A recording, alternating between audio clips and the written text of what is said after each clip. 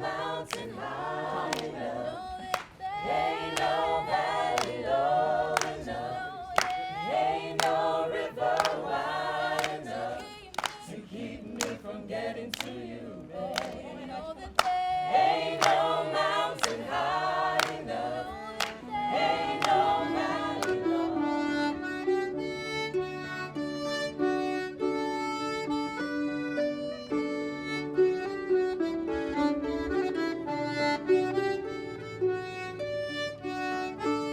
Díomh cardide agus fáilte go léir chuig ócáid an speisialta anseo in áras an Uachtarán. Líana san an dom agus tá áthas agus an bhrád an damhnarm a bheith leirslih inniu. An gédal just tris líam letas de gailge cobalta silam hanis tá se áil sin. A gcuoine cór an gédal sios mahan hain agus salma bhein céile saibhín fearm fíorcín fóilse ó bhéileog agus is ionach an rada go bhfuil an coilúad ar seo a báil bin go bhfuil siad taca as obraice éasúile atá cotábhachtach san do muinte na hÉireann. May I just say how delighted I am to be able to welcome you on my own behalf and on Sabina's behalf to Oris and Uachtarán this afternoon. And I get a sense that you're all enjoying your visit to the house and gardens. These garden parties offer Sabina and I an opportunity of meeting various members of communities, community groups, and activists, really, who in their different ways are using their skills and expertise to build inclusive communities across Ireland. And this gathering here this afternoon is so representative of all that we would hope for. People who have come from different experiences of life, diverse in every way. We're delighted to acknowledge the work that all of you are involved in and to hear from you of your experiences. So this afternoon we're asking you to take a break from that work and to just simply enjoy and celebrate the fact that you are here in the house and grounds of Oris and Uachtarán, the home of Irish presidents since 1938. And how appropriate, because the theme of today's garden party is communities in all their diversity. It celebrates the work of so many people who contribute day in, day out, profoundly, practically, and importantly to the lives of their communities, be it in creating and sustaining places that offer a sense of belonging, of care, of shared interests, of hospitality in its best sense, that can enable us all to benefit from a flourishing and engaged society, a society comprised of active and participative communities. Now, I am departing, as is not unusual, from my script only to say, I used the word hospitality, and I was given by a young man from Somalia a set of poems just now, and they are just first class, really professional, great poems that use the word hospitality. So a particular welcome to Khalid Ibrahim Dahir, who is there. He is there. This is the young poet.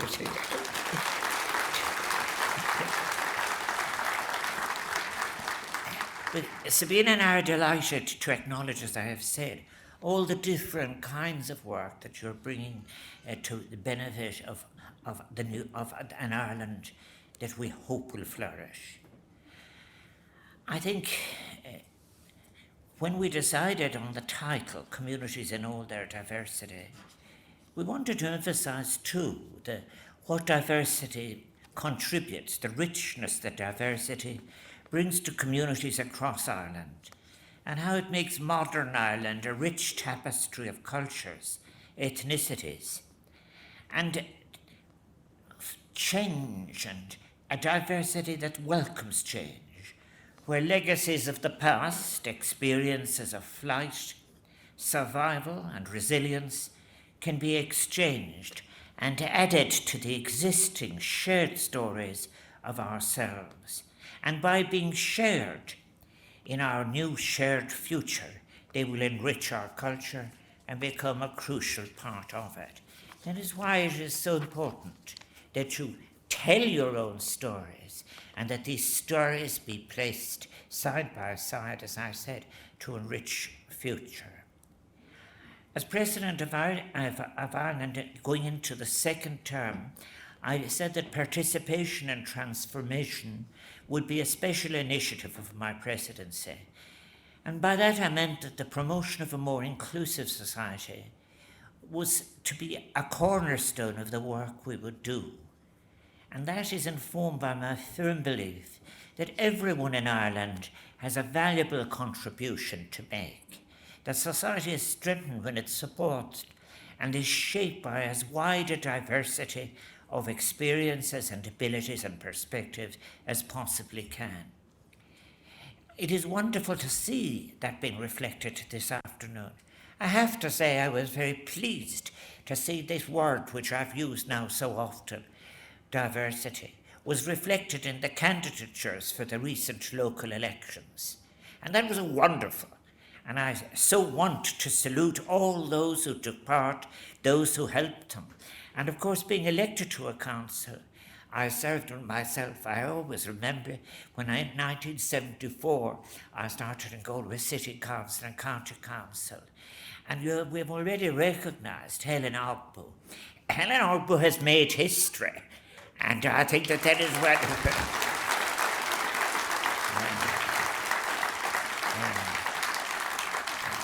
As the first African woman to be elected, as I've said, for the constituency of Galway City East.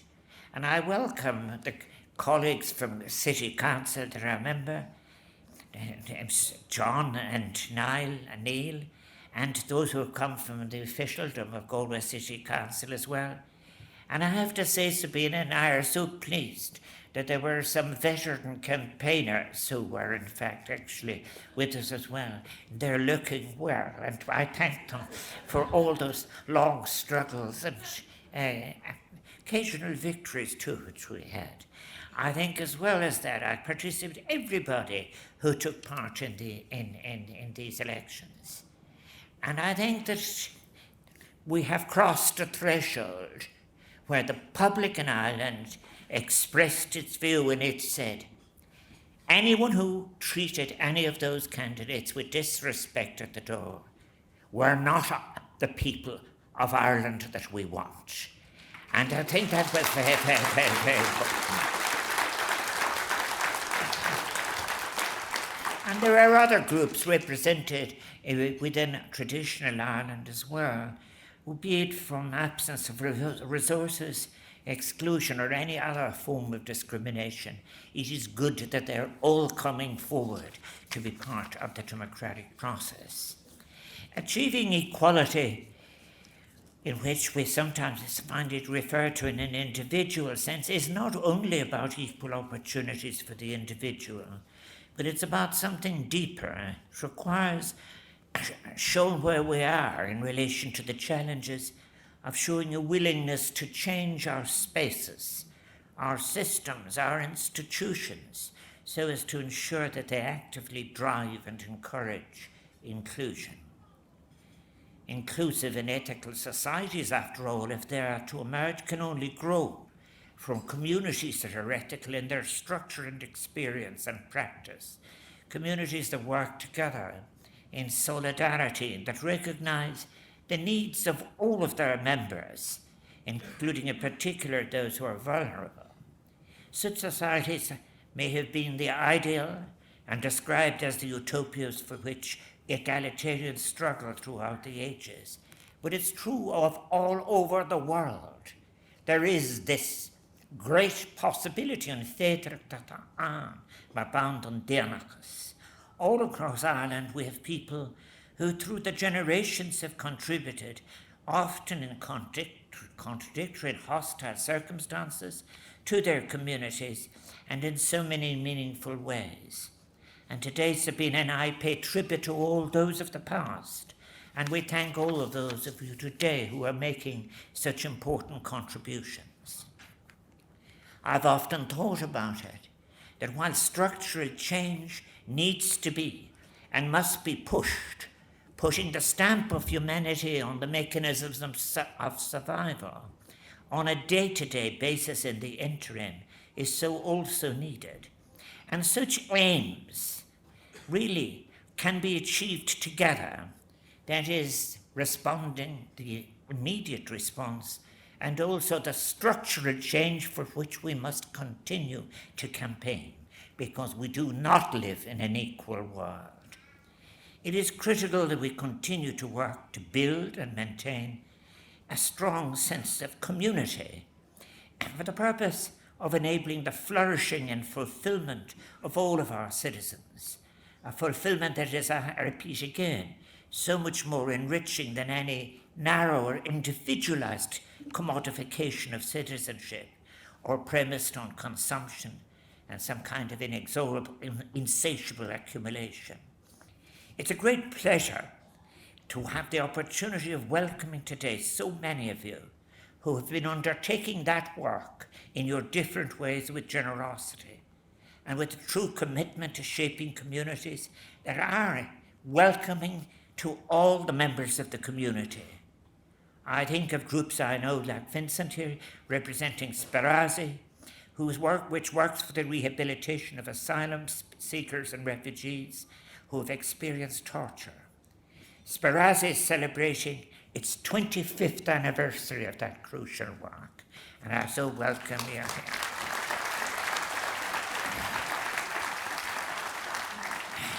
I cannot mention everybody, but you know that you are all welcome. But present with us, we have, for example, Bohemians Club and Palestine, Doris.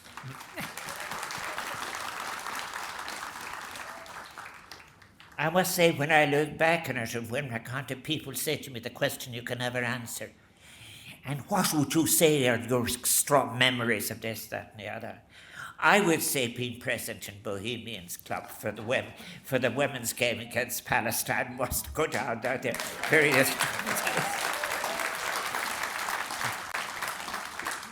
We have Doris, Migrants' Rights Centre, Irish Refugee Council, so many others. Work with communities to assist with all of them. You're right, give them a clap, because I wasn't sure.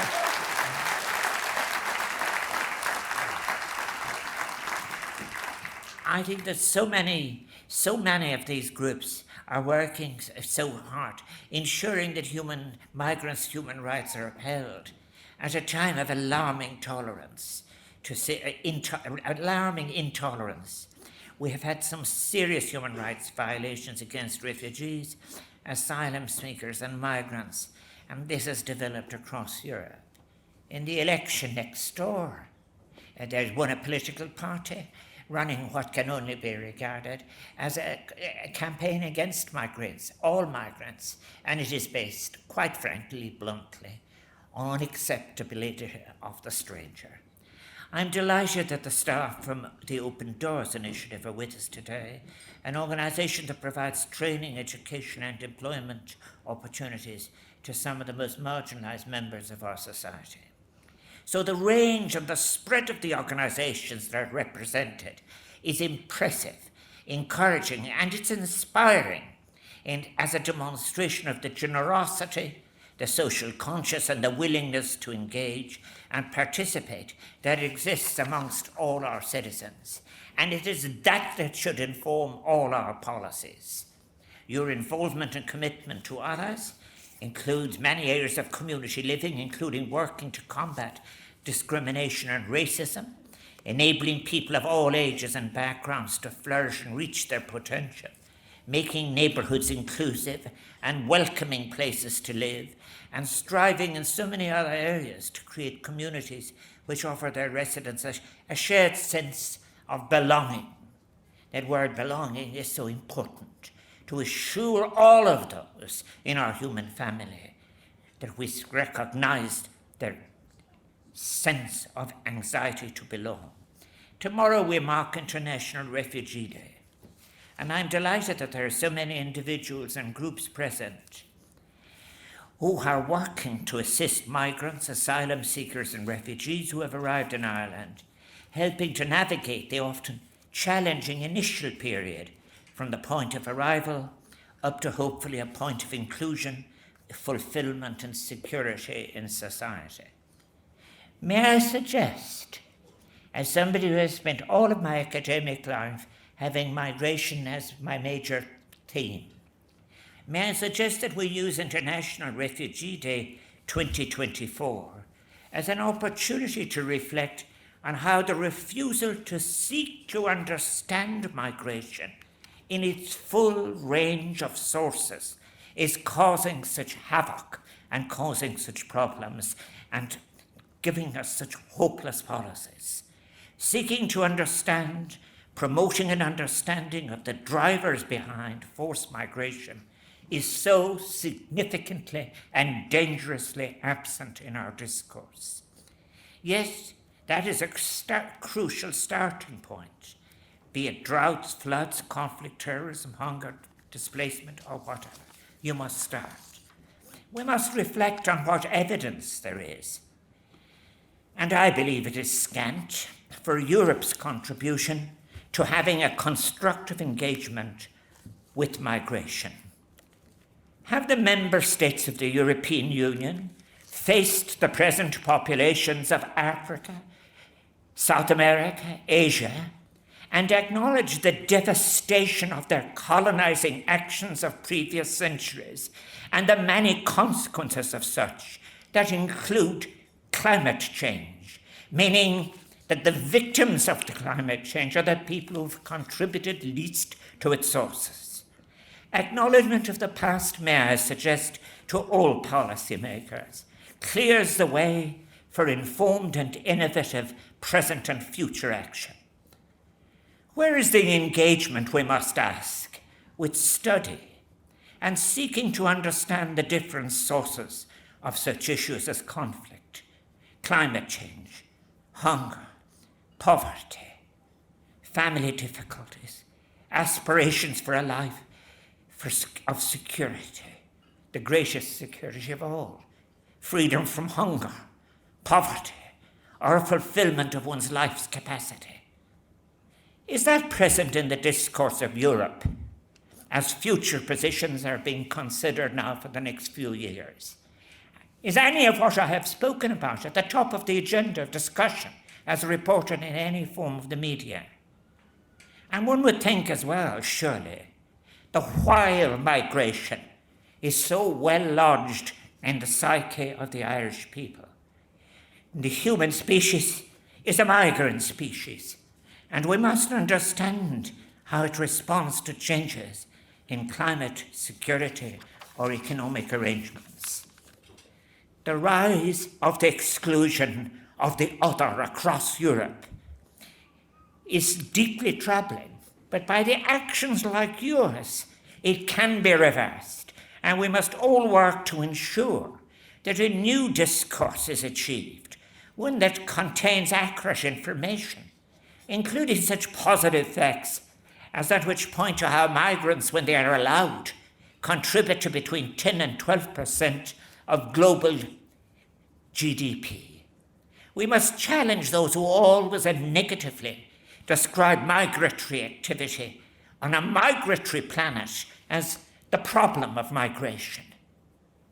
Values such as solidarity, openness, kindness, and compassion, they are at the heart of all of your work sitting at these tables. That work in you yourselves are what is confronting the rise of hatred and anti-migrant feeling across Europe and the world. And I suggest that we must never lose sight of the possibilities that remain for us in the pursuit of conditions of a shared peace. How our lives could be liberated and fulfilled without war, famine, hunger, and greed in a shared just world that eschews the poisonous ideals of imperialism. And let us never be afraid to call them that. I repeat, the poisonous ideals of imperialism, racism, and othering, and embraces the decent instincts of humanity as an alternative. How through shared efforts such as our own, we can build a society of inclusion at home, while working together with other nations to build a peaceful, sustainable, hopeful world. And the quality of communities is so important to children. It is within our communities and through the discourse heard by those within communities, as well as in formal education, that young people are first exposed to the value of peaceful life with nature and each other, and to the important concept of citizenship. In our contemporary circumstances, we have to consider how we engage with each other, how we speak to each other, how we listen or don't listen, how taken for granted assumptions prevail, often with little questioning, how narratives around such fundamental issues as war and peace can become accepted and even hegemonic. I am 83. At this period of my life, this is one of the most difficult periods to speak of peace. 50 years ago, I would be able to speak to much wider audiences and hear people who are interested in making the case for peace globally, nationally, globally, regionally, and elsewhere. We must recover the space and the freedom for that discourse. I think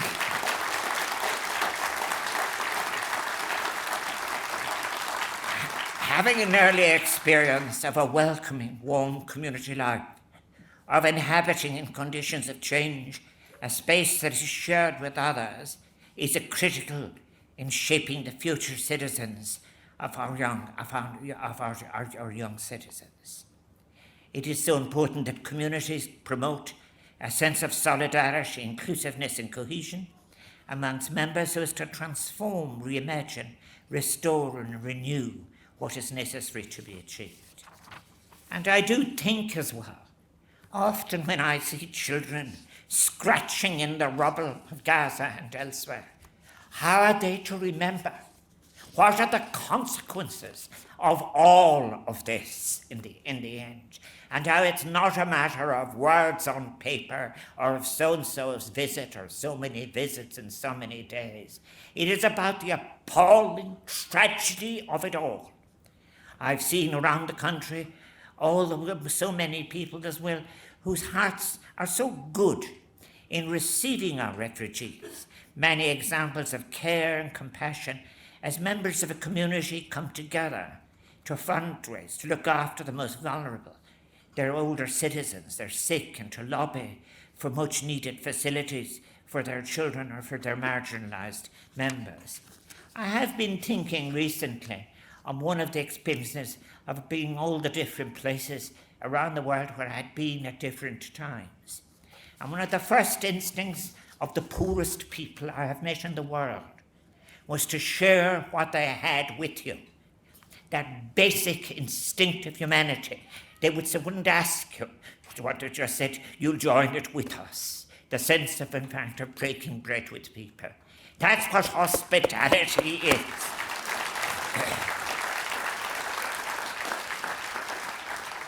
I also think as well, at the heart of this activity lies an acknowledgement of the importance of the public world, the public space, citizen awareness, of what can come with it as a sense of belonging, and not just of belonging, but of responsibility for those with whom we share that public world.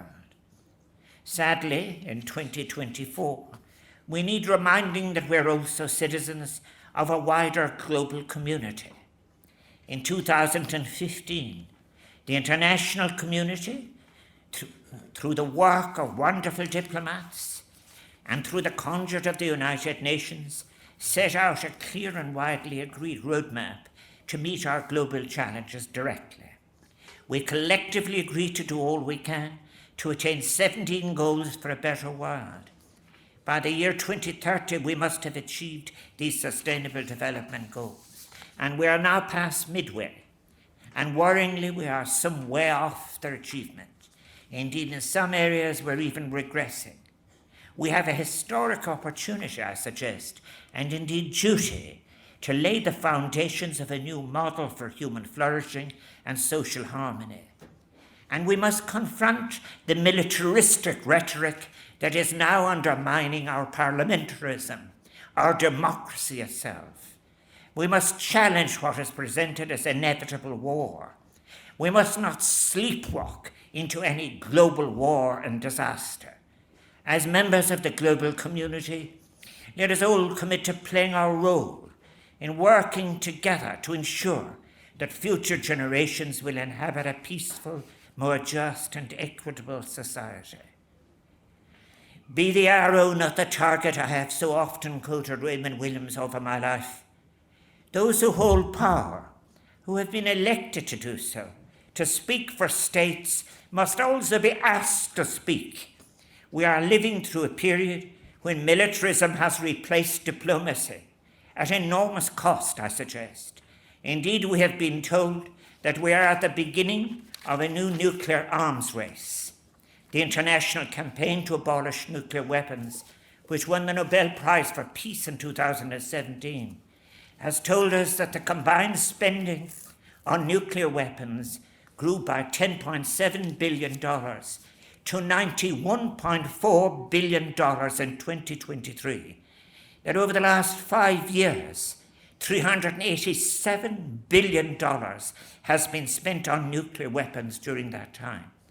When one thinks of what I had been describing earlier, and of what could be achieved if such sums were not just simply deferred into preparations for endless war. May I thank you for the profound and valuable contributions you are making to your community and to our society. And on that last issue I mentioned as well, to the consciousness you are creating.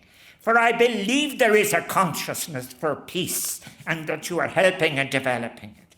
The work you do in all its different forms demonstrates the spirit of active participation that animates our communities and the lives of those with whom we share the communal space.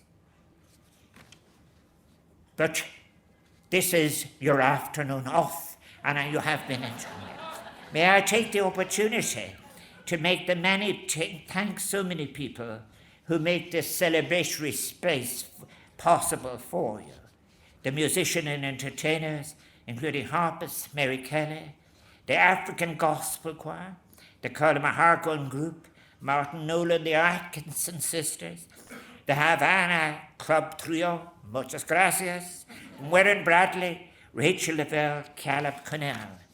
And may I thank our MC for today, the Leon Dipp, whose podcast Black and Irish, about the lived experiences of black and mixed race people living in Ireland through conversations about culture, society and family, is just a powerful contribution to an inclusive discourse.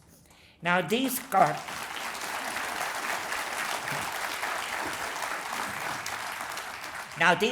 parties wouldn't be possible, and they're standing around there without the ORIS staff in all its different guises. They make the garden parties possible, and they are assisted by the St. John of God volunteers and Garda Síochána First Aiders for all their hard work. Movuikas Liviljog. I'm so grateful to them and so grateful.